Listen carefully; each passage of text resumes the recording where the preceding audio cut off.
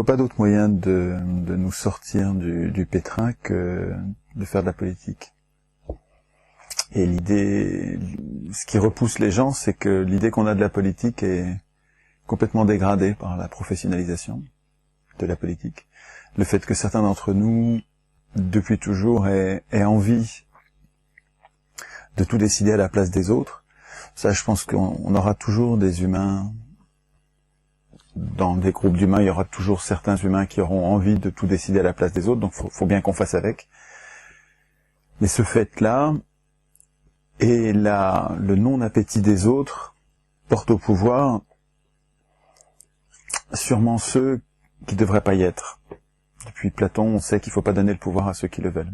Alors les humains savent ça depuis longtemps, hein, nos arrière-grands-parents, d'il y a des milliers d'années, savaient qu'il fallait pas donner le pouvoir à ceux qui le voulaient et avaient inventé des systèmes d'attribution du pouvoir, de dévolution du pouvoir, qui étaient astucieux, qui étaient malins, et qu'on a complètement oublié. On a besoin de représentants parce que tout le monde ne veut pas, la plupart des gens ne veulent pas faire de politique, mais on a aussi besoin de les contrôler, de les surveiller, parce qu'ils sont dangereux. Parce qu'ils, même s'ils sont vertueux au début, ils vont pas le rester. Le pouvoir rend fou. Le pouvoir et l'argent rendent fou. Donc il nous faudrait des mécanismes qui soient donc des mécanismes, pas des hommes. C'est pas un sauveur qui nous tirera d'affaire. C'est pas une personne ou un groupe de personnes, une avant-garde éclairée. C'est pas des gens qui vont nous tirer d'affaire. C'est des règles supérieures qui vont nous protéger contre les accumulations d'argent et de pouvoir. Mais ces règles, elles vont pas advenir toutes seules. Pour l'instant, nous attendons, nous laissons écrire ces règles supérieures qui s'appellent la Constitution, qu'on peut appeler autrement si on veut, mais ces règles supérieures, on les laisse écrire par les hommes au pouvoir eux-mêmes. C'est complètement idiot, quoi. C'est des règles qui sont censées nous protéger des hommes au pouvoir, et on les laisse écrire par les hommes au pouvoir. Donc ces règles supérieures qui nous protégeraient, il faut que nous voulions les écrire nous-mêmes. Il faut qu'on change, quoi. Il faut pas que ce soit quelqu'un qui nous change, il faut que nous changions par nous-mêmes. De façon contagieuse, un peu comme des cellules se transformeraient de proche en proche. J'aime bien l'image de la chenille, dont les cellules qui font de la chenille depuis qu'elle est chenille se reproduisent et font à nouveau des cellules de chenille. Et puis à un moment, contre toute attente, puisque si tu regardais le passé de la chenille, tu dirais l'avenir de la chenille, c'est d'être de la chenille, puisqu'elle a toujours été de la chenille et qu'on va continuer. Et puis non. Et à un moment, les cellules se transforment, elles étaient programmées pour ça, mais il y a un moment, elles se transforment, elles font plus de la chenille, elles font du papillon. Et au lieu de faire de l'électeur, on se mettrait à faire du citoyen, c'est-à-dire de quelqu'un qui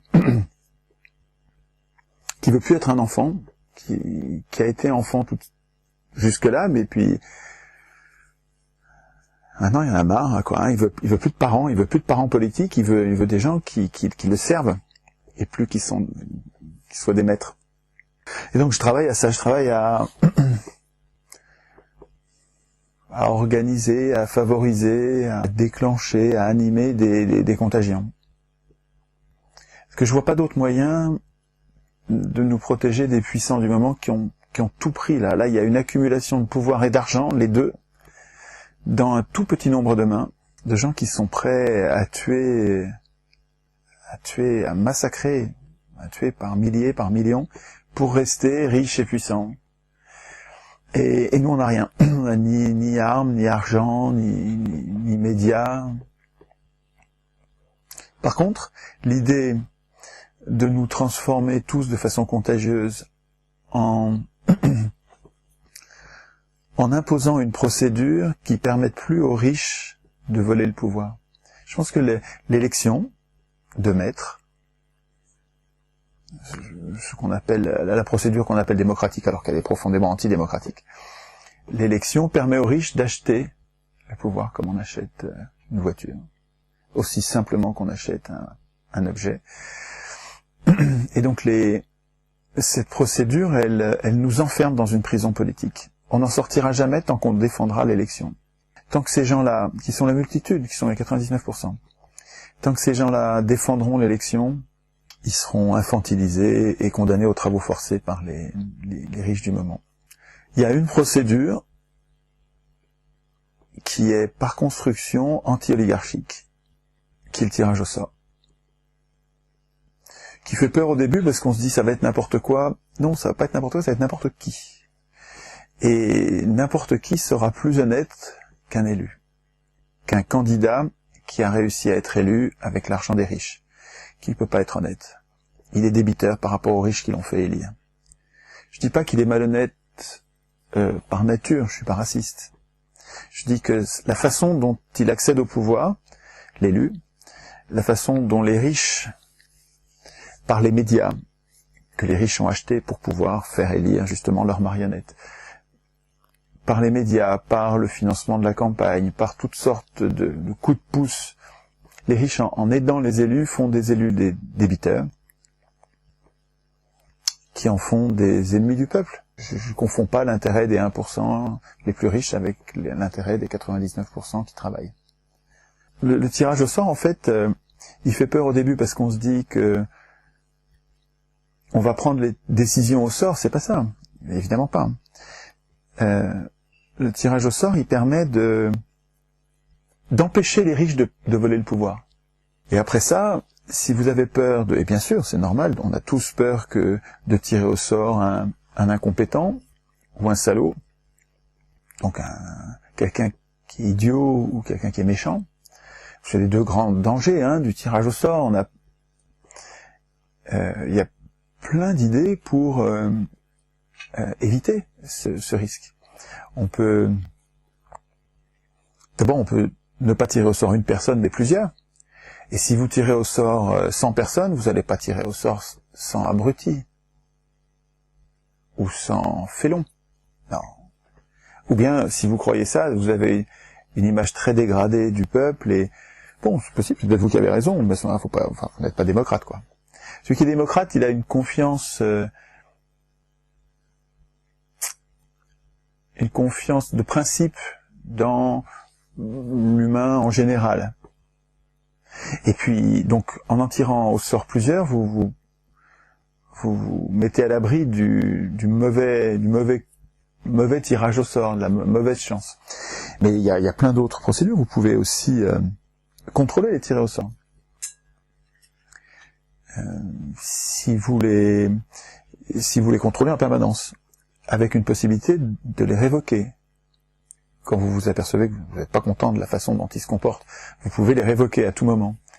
Et à la fin de leur mandat, vous exigez qu'ils vous rendent des comptes, qu'ils vous expliquent pourquoi ils ont fait ci, pourquoi ils ont fait ça. Et puis ils sont punis s'ils ont défailli. Et tout ça, ça vous met à l'abri, beaucoup plus à l'abri que les procédures électives actuelles, qui ne nous donnent aucune de ces protections. Donc si vous voulez, avec un tirage au sort intelligemment institué, mis en place, c'est-à-dire mis en place par d'autres que ceux qu'il va falloir surveiller, non, tout le monde devrait défendre cette idée-là. Je me trompe peut-être, il faut qu'on en discute, on va en discuter, on en discute déjà. Pour l'instant, les objections au tirage au sort me paraissent pas solides. Elles existent, je les respecte, et quand je les traite, je trouve qu'elles ne résistent pas à l'analyse. Quand on les analyse, on peut comprendre qu'on ait eu ces objections qui viennent à l'esprit, c'est bien pensé, mais aucune de ces objections n'est rédhibitoire. Conduit à dire ah ouais non, le tirage au sort c'est une mauvaise idée. Et ce travail qui est alors, essentiellement politique, là vraiment c'est de la politique au sens noble du terme dont je vous parle, ce travail de réflexion sur comment est-ce qu'on fait pour désigner nos représentants, pourquoi pas l'élection, quels sont les inconvénients de l'élection, qu'est-ce qu'on peut mettre à la place, le tirage au sort, alors comment ça marche ce truc là, mais le tirage au sort ça a plein d'inconvénients, ok, alors est-ce que ces inconvénients sont rédhibitoires ou est-ce qu'on peut en venir à bout? Et on s'aperçoit que quand on regarde tous les inconvénients qui viennent à l'esprit, on peut les régler. Tout ça, c'est une activité politique intense, une activité constituante.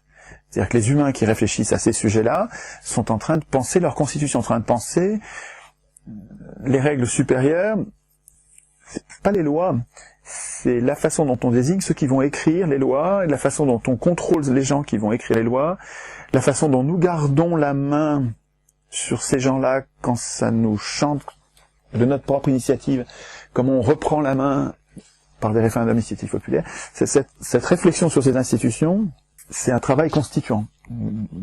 Et c'est infiniment politique.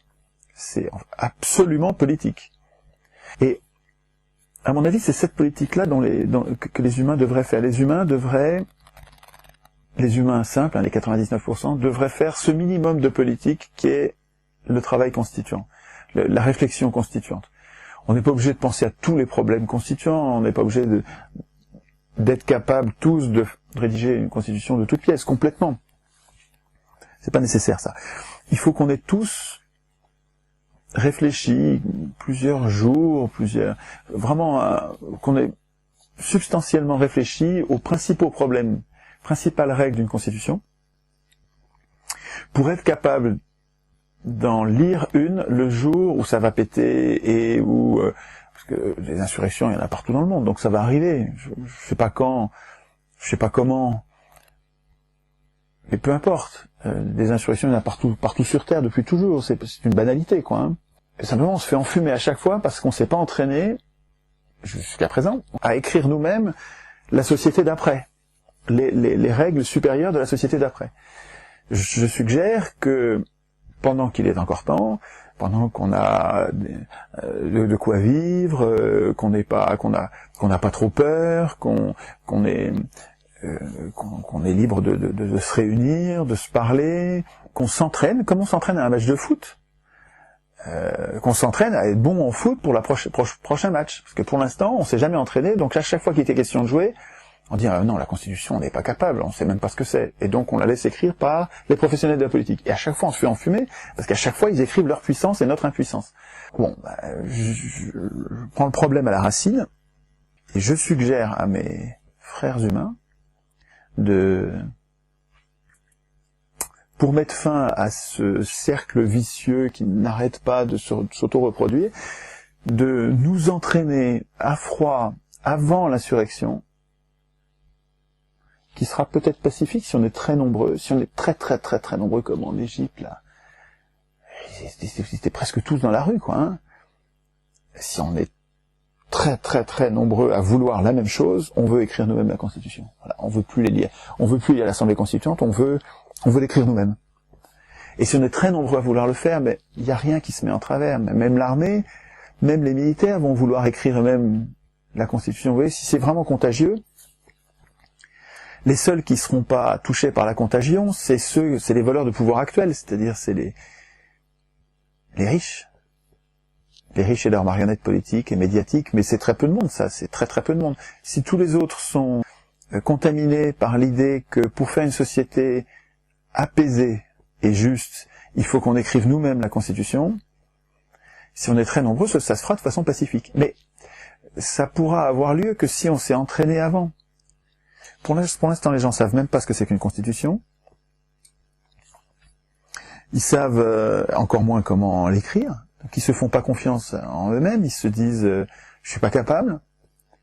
Ils se disent j'ai pas le temps. Ils se disent j'ai pas le temps parce qu'ils voient pas que c'est important. Ils se disent c'est pas important donc j'ai pas le temps. Mais si c'était important, si c'était leur survie, ils trouveraient le temps. Du temps. On en trouve tous. Les gens se plantent devant la télé pendant 3h30 en moyenne, paraît-il. En moyenne, et moi je la regarde jamais. Donc il y en a un autre qui la regarde pendant 7 heures, hein, puisqu'il regarde, je lui donne ma part, quoi. Hein. Donc si les gens regardent la télé pendant 3 heures par jour, c'est bien qu'ils ont du temps quand ils décident. Donc s'ils estiment qu'ils n'ont pas le temps de réfléchir à la Constitution, à leur Constitution, à leur protection contre les négriers, contre les esclavagistes, c'est parce qu'ils n'ont pas fait le lien entre leurs différents malheurs quotidiens, à eux, leur bas salaire, leur harcèlement dans l'entreprise, l'injustice dans l'entreprise, les injustices sociales auxquelles ils sont confrontés. Ils font pas le lien entre ça et leur impuissance politique qui est écrite dans la Constitution. Ils font pas le lien entre la Constitution qui programme leur impuissance et leur malheur. Bon, ça, quand on en parle, il me semble que, en tout cas dans les conférences, il y a sûrement un biais, parce que les gens qui viennent dans les conférences, ils ont déjà entendu parler du truc, donc ils sont pas vierges. Et ça peut me donner l'impression que c'est facile de les convaincre, alors qu'en fait, c'est pas le cas général. Mais je discute de ça avec tout le monde, et je fais très souvent des longs voyages en train. Et donc, quand je voyage en train, je prends mes voisins, et puis je me mets à discuter. Et là, mes voisins, c'est pas des gens qui viennent à une conférence qui me connaissent. Ils connaissent rien du tout de ce sujet-là.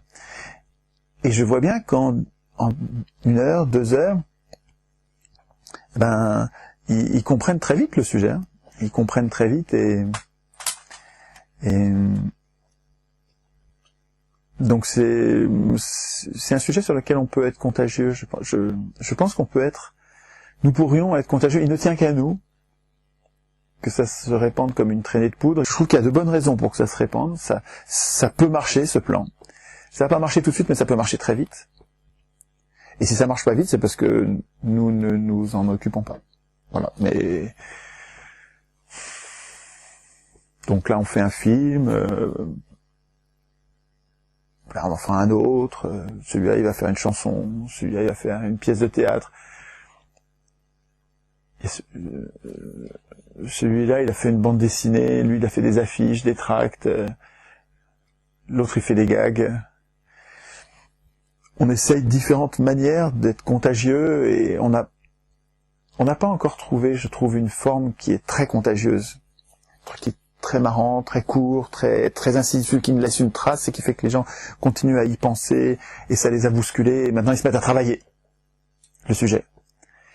On n'a pas encore trouvé ça, mais c'est pas parce qu'on n'a pas trouvé qu'on va pas trouver.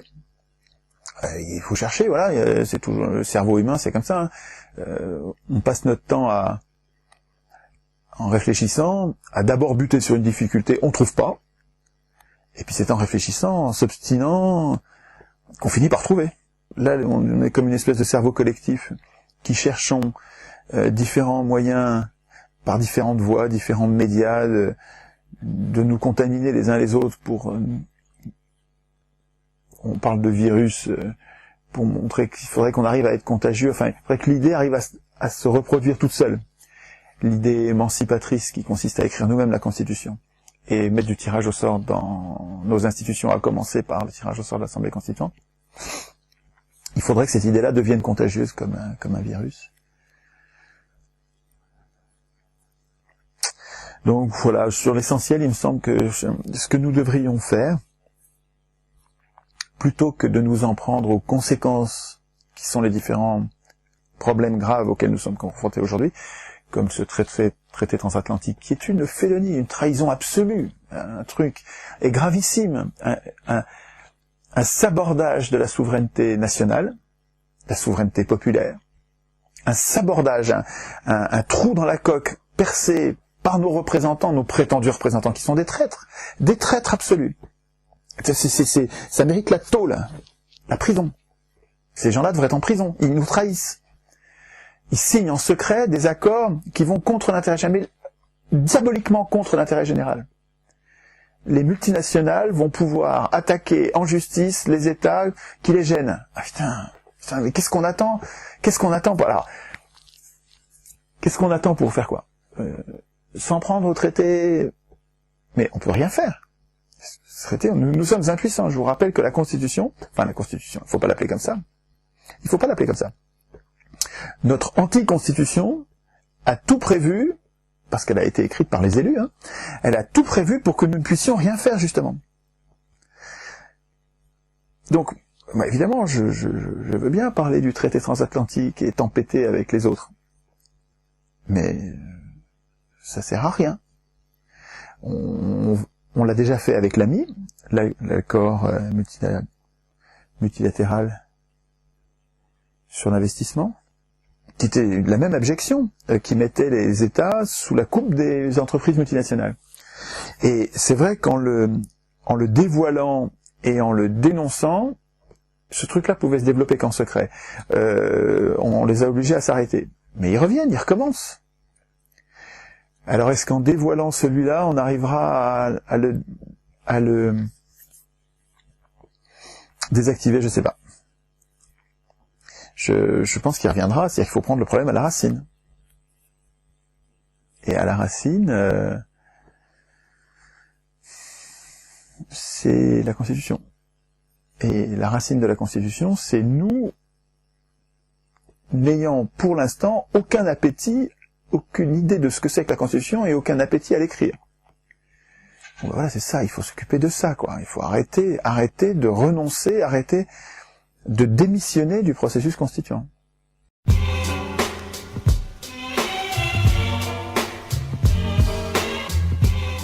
J'ai pas d'idée miracle. Peut-être qu'on en trouvera une idée qui marche mieux que les autres. Pour l'instant, je me déplace pour aller en discuter avec les gens, voir leurs objections, parler.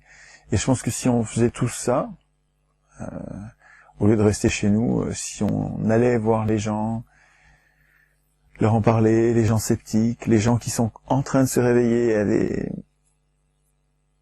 les aider à s'orienter vers la racine des problèmes plutôt que... donc les causes des problèmes plutôt que les conséquences. Ça fonctionne, moi je trouve que ça fonctionne, les gens se transforment. Mais on n'est juste pas assez nombreux, c'est-à-dire que les gens se transforment, mais ne se transforment pas tous eux-mêmes en virus capables de faire la même chose. Non, voilà, j'ai pas de martingale, je compte sur notre cerveau collectif pour trouver... C'est génial un cerveau collectif, hein. On a tous un cerveau avec qui cherche et qui est en ébullition pour chercher une solution, une idée qui nous manque. On sait pas qui va la trouver la bonne, mais on se stimule mutuellement et finalement globalement, je pense qu'on va trouver, hein.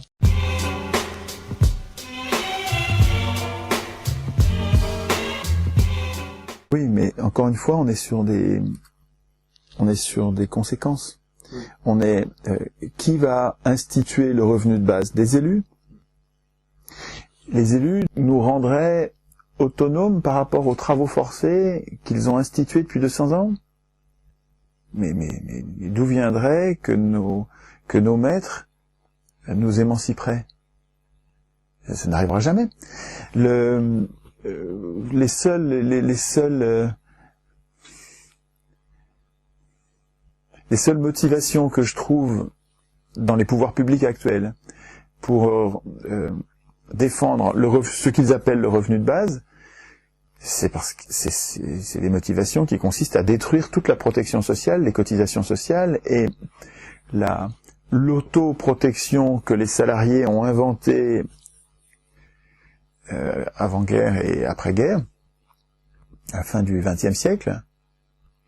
Nous avons inventé la sécurité sociale, nos grands-parents ont inventé la sécurité sociale et toutes sortes de protections indépendantes des riches. Nous prélevons sur nos salaires l'argent nécessaire pour financer les assurances sociales dont nous avons besoin. La maladie, le chômage, la retraite, formidable. Ça nous rend indépendants des riches du moment. Nous payons les retraites avec nos salaires, nous payons les retraites de l'année avec les salaires de l'année, sans avoir besoin d'emprunter l'argent à personne. Donc sans avoir besoin de payer d'intérêt. Donc sans avoir besoin, sans passer par les fourches codines, les griffes des maîtres chanteurs habituels, des marchés financiers. Et c'est ça que nos élus, nos prétendus élus, nos prétendus représentants, ils sont des traîtres, des gens qui servent les patrons, les 1%. Détruisent ce système de sécurité sociale. Ils le détruisent. Depuis les années 90, ils ont accepté, et c'est une honte, de geler l'adaptation, c'est-à-dire l'augmentation. Quand une population vieillit, il faut adapter régulièrement, progressivement les cotisations, il faut légèrement augmenter tous les ans.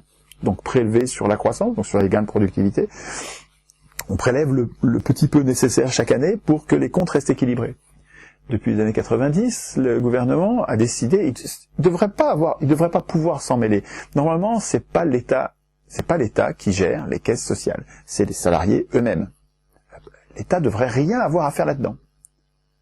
Et pourtant le gouvernement, parce il détient la force publique, c'est un abus de pouvoir, quoi. C'est un coup de force. Il a gelé l'augmentation des cotisations nécessaires pour garder les comptes en équilibre de la retraite, des retraites. Et ça a mis le système en faillite. Mais c'est pas parce que le système marche mal, c'est parce qu'il y a des traîtres qui ont crevé la coque du navire. Pour revenir à votre question sur le revenu de base, les seules motivations que je vois et qui m'insupportent, que je trouve lamentables, des acteurs publics qui défendent le revenu de base, c'est des ultralibéraux qui voient là une occasion de détruire toutes les cotisations sociales, les remplacer sous forme d'un impôt, qui serait la TVA, et de prévoir un revenu qui est insuffisant pour vivre. Un truc comme le RSA ou un peu plus. Ce qui fait que les gens vont continuer à travailler. Les patrons auront plus besoin, dans cette situation-là, ne payent que la différence pour survivre. Et donc finalement, ça leur permet d'alléger ce qu'ils appellent leur charge, ce qu'ils appellent le coût du travail. C'est incroyable d'appeler ça le coût du travail. Puis personne ne parle du coût du capital. Hein. Ah bon. Pour répondre sur le revenu de base, oui, certes, un vrai revenu de base, donc d'un niveau suffisant pour refuser de travailler. Pour dire non, ce travail, il est dégradant. Ce travail, il est ennuyeux et emmerdant. Ce travail, il est dangereux. Ce travail, je n'en veux pas. Le revenu de base me permettant de dire non sur un travail dont je ne veux pas, il n'y a que nous pour l'instituer. C'est, encore une fois, si on le veut, il faudra écrire nous-mêmes la Constitution. Et c'est dans la Constitution qu'on prévoit un revenu minimum, un revenu de base. Ou un salaire à vie à la Frio qui serait probablement mieux qu'un revenu de base, c'est-à-dire un revenu qui serait lié à la qualification des gens et qui nous validerait comme des adultes économiques. Je défends le revenu de base parce que c'est un sujet dont nous devrions parler, mais quand je compare le dividende universel, le revenu de base, le salaire à vie de Frio et d'autres équivalents qui consistent à leur point commun, c'est de se préoccuper de donner à tous et de façon inconditionnelle un pouvoir d'achat qui permette de survivre dignement, sans condition. Entre toutes ces idées, ces suggestions, ces propositions, je trouve que celle de Frio est la plus attrayante, la plus intéressante, la plus puissante. Bon, il y avait une pétition sur le revenu de base, je la signe, ça m'intéresse qu'on discute de ça, donc faut regarder Frio, hein, F-R-I-O-T, sur internet, il faut découvrir ce gars-là. La pensée de Frio est la plus puissante, la plus utile du moment, je trouve. Il défend, il insiste sur, il fait une priorité pertinente et correcte sur l'institution économique qui nous protège des maîtres chanteurs. C'est avec les cotisations sociales et le salaire à vie, mais les cotisations sociales qui financent nos services publics sans avoir besoin d'emprunter, donc sans avoir besoin de payer d'intérêt, et donc sans dépendre des maîtres chanteurs, de ceux qui ont de l'argent en ce moment, des marchés financiers. La cotisation sociale est émancipatrice, c'est incroyable, c'est très très puissant. Tout le monde devrait savoir ça, et parce que la plupart d'entre nous ne sommes pas au courant et nous ne défendons pas le système de protection sociale révolutionnaire. C'est pas anticapitaliste, c'est acapitaliste. Donc c'est anticapitaliste aussi. Enfin, c'est émancipant par rapport au capital. Et nous ne le défendons pas assez. Hein. Donc on est en train de le laisser détruire. On le reconstruira peut-être. Hein. C'est une idée simple et géniale. Hein. Déjà, la moitié de votre salaire est pas versé par l'entreprise. Il est versé par des caisses. Donc il est versé à l'entreprise à des caisses qui vous le reversent et c'est mutualisé. Déjà, la moitié de votre salaire est socialisé. Frio dit, socialisons tout. Finançons les salaires intégralement avec des cotisations sociales. C'est simple à comprendre, c'est le système de la fonction publique, où le fonctionnaire est payé même si on n'a pas de travail pour lui en ce moment. On n'a pas de travail pour lui en ce moment, bon bah on va attendre, on va s'occuper de lui trouver du travail, mais en attendant, il a toujours son salaire. C'est pas son poste qui est rémunéré, c'est son statut. C'est sa qualification. Il est qualifié en tant que un échelon, une compétence, une qualification. Il est donc payé, et c'est à vie et inconditionnel. Et puis vous voyez bien que les fonctionnaires, ils travaillent quand même. Pourtant c'est inconditionnel. Et souvent ils travaillent beaucoup plus que ce qu'ils devraient, parce qu'ils le font c'est leur conscience qui leur demande. Et puis leur intérêt, leur goût pour leur travail. Il faut généraliser ça. Il faut généraliser, il faut que tout le monde ait un salaire inconditionnel en fonction d'une qualification. Vous voulez être payé plus, travaillez pour être plus compétent, plus performant. Ça se défend. Vraiment, ça se défend. C'est une idée qui serait protectrice. Alors les libéraux hurlent, eux, qu'ils ne veulent plus de fonctionnaires du tout. Ils veulent mettre tout le monde en compétition, ils veulent que ce soit la guerre permanente de tous contre tous. Ils font aucune confiance aux hommes sans le fouet. Les libéraux, ils ont besoin du fouet pour organiser la société. Mais je préfère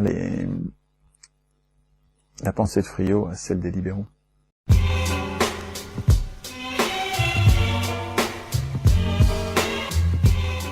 Il faut que ce soit un revenu qui permette de vivre dignement, sans travailler. Ce qui fait que les gens ne travailleraient plus que pour faire quelque chose qui les intéresse, qui leur paraît utile. Ce que les gens font naturellement, si vous regardez les gens qui sont à la retraite, donc ça existe déjà, ils sont à la retraite, donc ils ont un salaire à vie inconditionnel. Ils donnent pas le spectacle de gens qui s'arrêtent d'avoir des activités. Ils se donnent un mal de chien. Ils sont tous dans des associations à aider les autres, à faire ceci. Les retraités sont hyper actifs. Les humains sont pas passifs par nature, au contraire. Alors il y en a qui sont passifs et on s'en fout, qu'ils soient passifs, on n'a pas besoin que tout le monde soit actif. Il y en a qui seront passifs, c'est leur vie. La plupart des humains ne resteront pas passifs. De toute façon, c'est toujours pareil. Nos élus sont mis au pouvoir par ceux qu'on appelle les marchés financiers, qui sont les plus riches. Donc ce genre de proposition n'a aucune chance d'advenir. Ça n'arrivera pas. Les maîtres de nos élus ne les laisseront pas. Si on n'écrit pas la Constitution, on sortira pas du truc. Vous pouvez prendre toutes les conséquences les unes après les autres, comme ça, tout ce qui vous semble nécessaire. Ouais, mais enfin, on discutaille, quoi.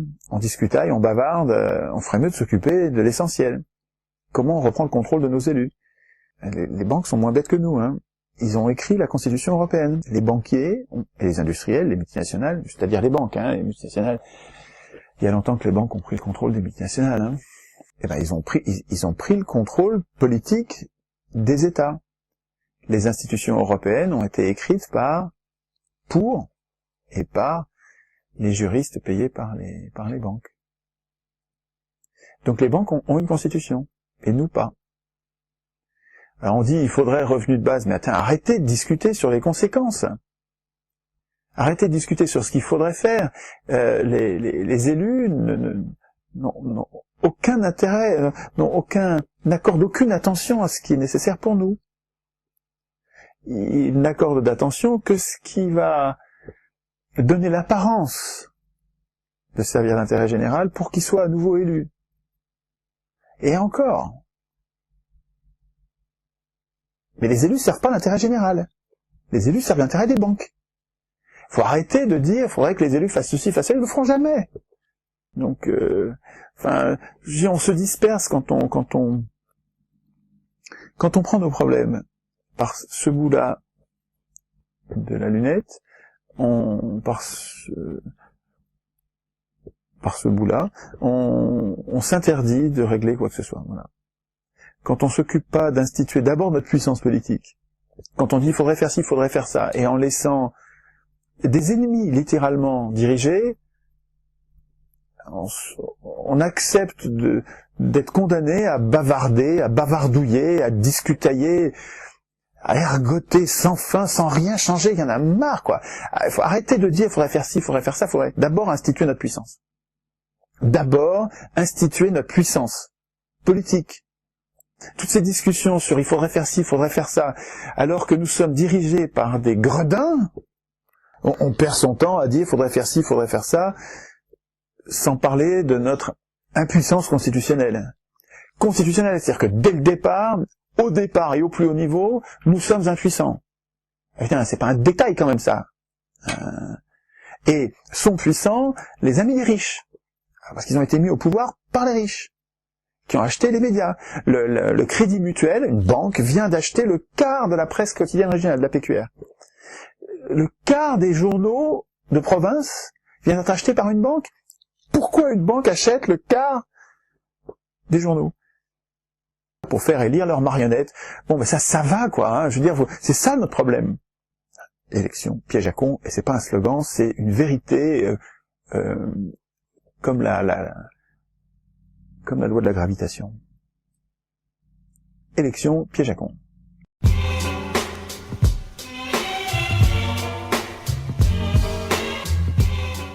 Alors la vergogne, c'est un mot vraiment intéressant que j'ai découvert il y a 5 ou 6 ans, 7 ans. Et dont j'ai vu dans un premier temps les vertus. À Athènes, on considérait la vergogne, c'est-à-dire l'importance que nous donnons au regard d'autrui. Quand je donne de l'importance au regard d'autrui, j'ai de la vergogne. C'est ça. La vergogne, c'est l'importance que nous donnons à l'opinion des autres. Et les Athéniens considéraient comme dangereux quelqu'un qui n'a pas de vergogne. Quelqu'un qui se fout du regard des autres est potentiellement capable des pires crapuleries. Il est dangereux. Il est dangereux au point que on s'en débarrassait physiquement. C'était trop dangereux pour le groupe. Moi-même, j'ai senti que c'est cette importance donnée au regard des autres qui me change depuis 10 ans. C'est le regard des autres qui compte sur moi, qui fait que je me donne du mal et que je continue à me donner du mal. C'est le regard des autres qui me considère comme un imposteur, un tricheur, un menteur, quelqu'un de dangereux, qui me donne de l'énergie pour leur montrer qu'ils se trompent. Cette importance que je donne au regard des autres, et que je partage, qu'on trouve chez la plupart des humains, il y a assez peu d'humains qui n'ont pas de vergogne. La plupart des humains ont de la vergogne. Je trouvais intéressant de réfléchir à quelles pourraient être les institutions qui se servent de ce sentiment très général, en fait, chez les humains, pour les amener à faire du bien, à faire le bien plutôt que le mal. J'ai entendu une émission de Finkielkraut, que j'aime bien écouter, enfin, il me hérisse le poil, mais en même temps, il me fait réfléchir. J'ai besoin de mes adversaires pour progresser. C'est vraiment très important, ça. Et Finkielkraut, vraiment, ça marche bien, quoi. Il me fait réfléchir. Ce que disait Finkielkraut dans son émission, c'est que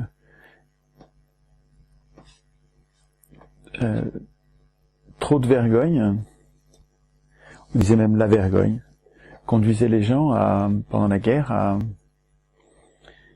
se comporter tous comme des moutons, à donner tellement d'importance au regard des autres qu'on ne fait plus que ce que les autres attendent,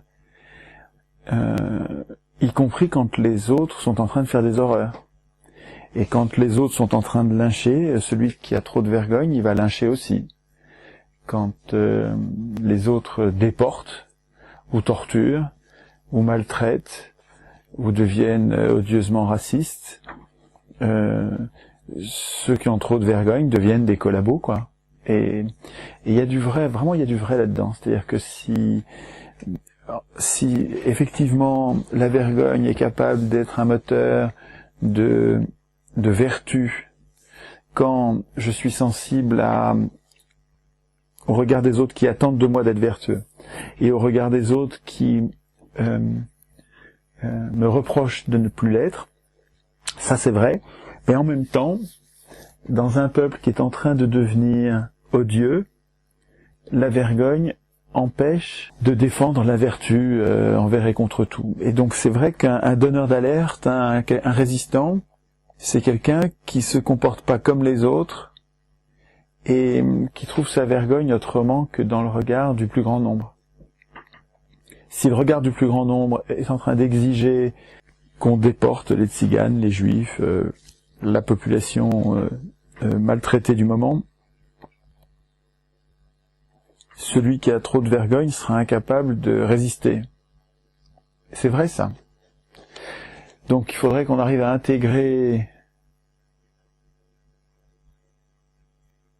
à la fois des institutions qui favorisent la vergogne et qui en même temps, et c'est contradictoire, donc comment est-ce qu'on va trouver l'équilibre dans les vertus qui à la fois permettent à chacun de donner plus d'importance au bien qu'au regard des autres. Alors, ça veut dire que le bien, ça deviendrait absolu par rapport au regard des autres, oui, peut-être. Et alors, qu'est-ce que c'est que le bien, le mal, quelles sont les valeurs qui méritent d'être défendues, éventuellement contre le regard du plus grand nombre? Un grand nombre manipulé par un tyran va être porté à mal faire, et il faudra lui résister avec quelles valeurs? Si c'est pas les valeurs défendues par le plus grand nombre. Ça rejoint la problématique d'Orwell, ce qu'Orwell cherche quand il cherche ce qu'il appelle la common decency, la décence ordinaire, les valeurs de générosité, de partage, de pardon, de simplicité, de frugalité, de tranquillité, de solidarité, fair play, de bienveillance. Et alors, quand il cherche ça, Orwell, il en parle pas en termes institutionnels. Pourtant, ça paraît pas absurde pour défendre des valeurs que nous considérons comme essentielles, de les mettre dans notre contrat social au plus haut niveau du droit, dans la Constitution. C'est Michéa qui défend bien ça. Michéa, Bruce Bégou a écrit un bouquin sur la décence ordinaire qui est très intéressant. Bruce Bégou a écrit un article de la décence ordinaire, un petit bouquin, où il explique bien, il prend le meilleur d'Orwell sur ce sujet-là. C'est un bouquin très très très intéressant. Et c'est controversé, il y a des gens qui disent que c'est pas rigoureux. La décence ordinaire, qu'est-ce qu'on va mettre là-dedans? Il y a des gens qui ont peur qu'on y remette de la morale, qu'on y remette une régression dans les mœurs on s'est émancipé des moralisateurs. Et là, ceux qui critiquent la décence ordinaire ont peur de régression sur la liberté des femmes, sur l'émancipation. Est-ce que ça va pas régresser avec la décence ordinaire? En tout cas, la vergogne est probablement à double tranchant. Enfin, deux faces. Il y a sûrement une face sombre de la vergogne. Il y a une partie lumineuse, je trouve. Et il me semble que c'est la vergogne qui m'a fait me comporter particulièrement bien depuis 10 ans. C'est l'importance que je donne au regard des autres, dans les deux sens. Les autres qui comptent sur moi et les autres qui se méfient de moi. Les gens qui m'aiment bien, les gens qui me détestent. Tendent le même ressort où j'essaye de faire de mon mieux pour être le meilleur possible. Et ça, je crois que ça peut s'appeler la vergogne, ça colle. Mais en même temps, c'est une anti-vergogne, c'est une émancipation par rapport à la vergogne qui me conduit à ne pas lyncher avec les autres. Quand je vois que dans le paysage médiatique, on nous invite à lyncher un tel ou un tel parce qu'il est fasciste, parce qu'il est d'extrême droite, je refuse ça. Voilà, je le fais pas. Et pourtant, les autres m'invitent à le faire, on m'oblige à le faire presque, et on me traite comme un salaud et comme un fasciste quand je refuse de le faire. Donc les pressions sont violentes, fortes, pour que j'ai de la vergogne, pour que je fasse comme tout le monde. Et je le fais pas. J'ai ma définition, enfin, c'est pas la mienne, je défends une définition du fascisme et du mot extrême droite qui correspond pas avec ce que je vois aujourd'hui. Aujourd'hui, on utilise le mot extrême droite, mais comme une insulte. Et pour moi, c'en est une, hein. Mais on utilise cette insulte, ce mot infamant, on l'utilise pour désigner ceux qui ont un avis non conforme sur les étrangers, sur la peine de mort, sur l'avortement, sur la religion catholique, sur la nation. Ceux qui défendent la nation sont traités d'extrême droite. C'est complètement déconnant.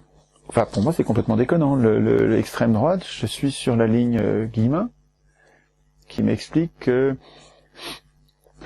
les gens d'extrême droite sont ceux qui s'appelaient centre-gauche au moment du 19e siècle, au moment de Thiers, quand les affairistes et les banquiers ont inventé, ont volé la République pour en faire un outil d'enrichissement inouï.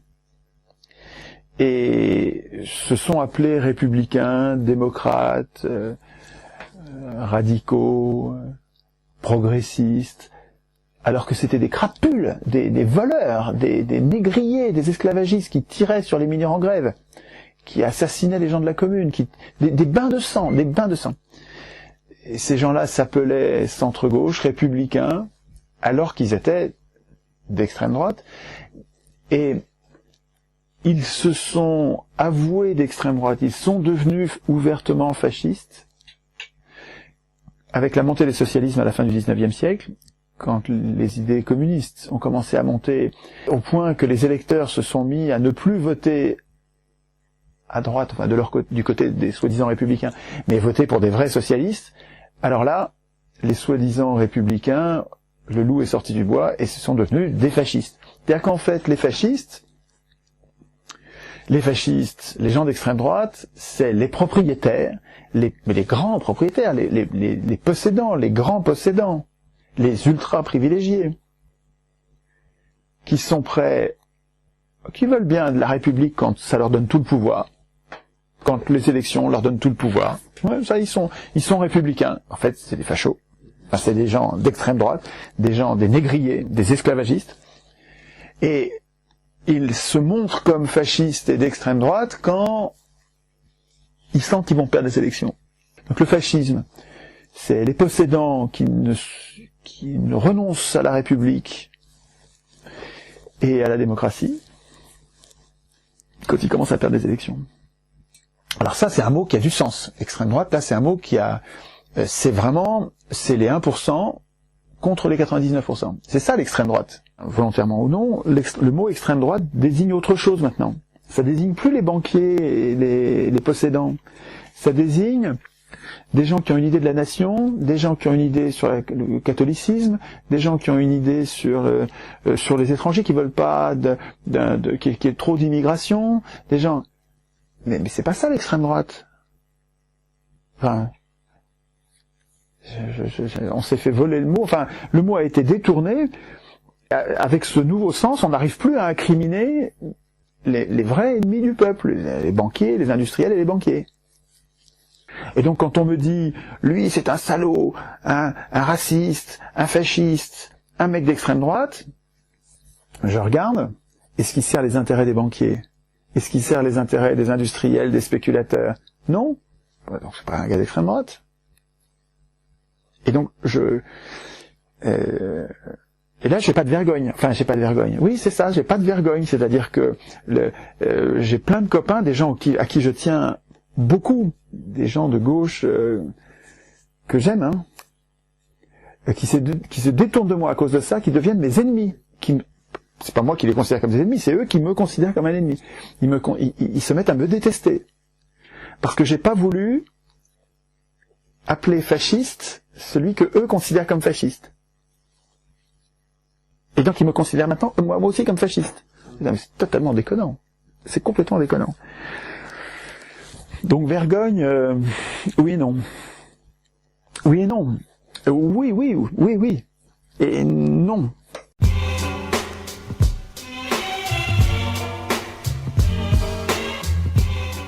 Il y a quelqu'un que j'aime bien, que je trouve vraiment très très intéressant, et qui est pas souvent interviewé, et pourtant il mériterait de l'être. Il s'appelle Claude Rochet. C'est un professeur d'université, qui fait un gros travail qui est un puits de science, qui fait un gros travail sur la qualité des décisions publiques, donc sur la prise de décision, et sur l'évaluation des décisions, qui est un travail qui est tout à fait remarquable. Et un travail de défrichage de l'histoire, du colbertisme, de l'intervention publique, un travail sur le bien commun, sur donc Claude Rochet, il a traduit, ou il a participé à la traduction très activement du bouquin d'Éric Reinert, qui s'appelle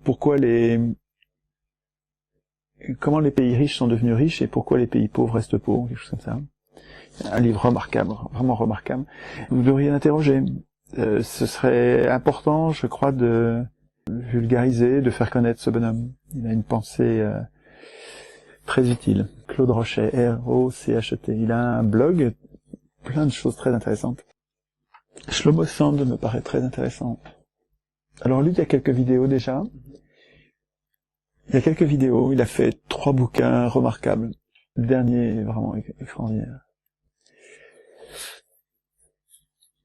C'est un gars bien. En France, il y a bien sûr Franck Lepage, Franck Lepage, Bernard Friot. Ça, c'est des grandes personnes. Frédéric Lordon. Il faudrait arriver à questionner Frédéric sur le processus constituant. Frédéric, c'est quelqu'un c'est un des rares, un de ceux qui le font le mieux, un des rares à prendre nos problèmes économiques sous l'angle institutionnel. Il dit, et je partage complètement ça, c'est pas la peine de s'en prendre aux acteurs. Vous pouvez avoir envie de tuer un banquier, mais si vous laissez les mêmes institutions, il y en a un autre qui prendra sa place juste après. Il faut changer les institutions, il faut changer le cadre, il faut sortir de l'Union européenne. Mais j'arrive pas à obtenir de lui une réflexion sur le processus constituant. Il dit, ça c'est pas mon rayon, je te le laisse. Et pourtant ce serait intéressant qu'il s'y penche, qu'il écrive lui-même des articles. Il veut pas le prendre sous l'angle de la Constitution volontairement. Pour lui, la Constitution, mettre des règles économiques dans la Constitution, c'est les dépolitiser. C'est les mettre hors de portée de notre débat politique. Et d'ailleurs, c'est ce que font les libéraux, dit-il. Les ultralibéraux, là, ils mettent au plus haut niveau dans la Constitution des règles économiques iniques. Quand on rend la Banque centrale indépendante et qu'on lui donne comme mission unique de lutter contre l'inflation, on condamne la société au chômage, et donc au bas salaire, et donc au haut profit pour les 1%, et en mettant ça dans la Constitution, qui plus est dans la Constitution européenne, donc internationale, donc totalement inaccessible, on a dépolitisé quelque chose qui devrait rester politique, dit Frédéric. Je peux entendre ça, hein. En ne réfléchissant pas à la Constitution, c'est-à-dire au contrôle des acteurs politiques, Frédéric gesticule comme les autres, c'est-à-dire qu'on fait rien, quoi, on change rien. On n'est pas assez radical, quoi. Tout ce que dit Frédéric Lordon, qui est remarquable, moi je raffole de sa pensée, mais ça n'a aucune chance d'advenir, de se transformer en réalité, tant que les riches écrivent la Constitution, quoi. La police obéit à la Constitution, l'armée obéit à la Constitution, la justice, les huissiers, toutes les forces publiques, les gardiens de prison, tout ça tous ces gens-là obéissent à la Constitution. Et si vous gênez le système, on vous enverra en prison, hein. Vous serez pas le premier, vous serez pas le dernier. C'est la sélection naturelle, quoi, hein. Les banquiers ont compris Ils sont plus malins que nous, et donc ils ont écrit la Constitution. Ils ont la leur. Nous, on va pas, parce qu'on est bêtes. Est-ce qu'on va rester bêtes ad vitam aeternam? Moi, je suis un vieux monsieur, je vais mourir. Vous êtes tout jeune, hein, c'est votre monde, hein. Vous avez envie d'être condamné aux travaux forcés par les banquiers? Mais pourquoi vous faites pas de politique? Pourquoi vous occupez pas de la Constitution? Regardez ce que font les banques. Ils écrivent la Constitution. Ils écrivent eux-mêmes les accords de Bâle qui décident des obligations des banquiers. Il n'y a que des banquiers là-dedans. Et il faut vous faire un dessin.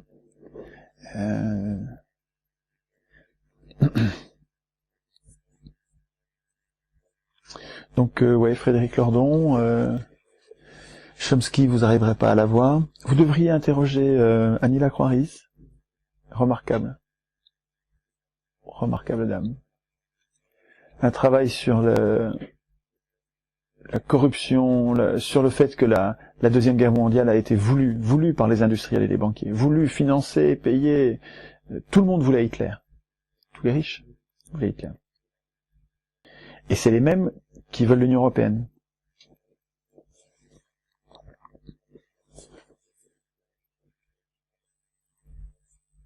Goebbels aurait raffolé de la télévision. Il aurait adoré, quoi. Hein.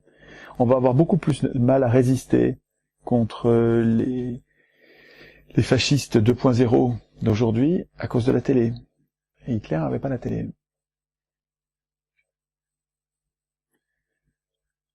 Nous, on a Internet, mais on va le perdre bientôt si on ne le défend pas plus que ça.